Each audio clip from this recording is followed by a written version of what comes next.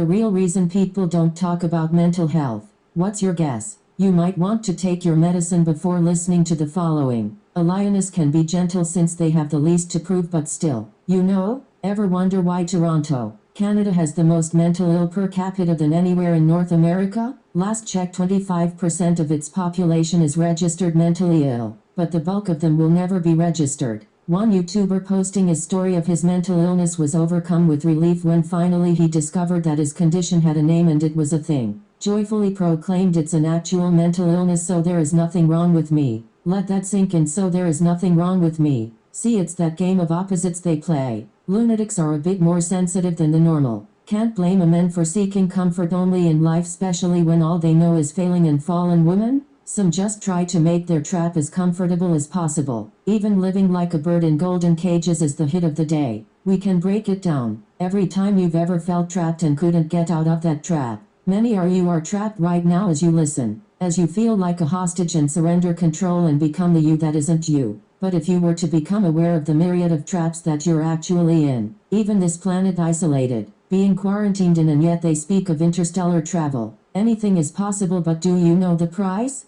So if we all as humans must struggle through Stockholm Syndrome, then why are we not all mentally ill? The late Roy Masters, our thoroughbred, many times explained the process of losing control based on how people react to stress, and how every time you react to stress by hating, resenting, and having contempt, that you become molded by the spirit you're resenting, because what you hate then becomes transferred into you and makes a home in you. So operationally speaking, emotions is the devil. From the point of view of philosophy, mental illness can be traced through behavioral psychology. The hell it creates for them and the people around them is they're just desserts. There is this polarity where the truth hurts but yet is the only thing that can set you free. The truth, Sophia, is just looking for that one person who is to be free, that holds her dear to their heart and with full clarity see that the wages and spirits of Sirius Nebula have been constructing a magic bridge, a sort of off to see the wizard situation, except not fantasy. You, however, know how much time to spend in purgatory. It's self-inflicted. You may have been brooding for several lifetimes now.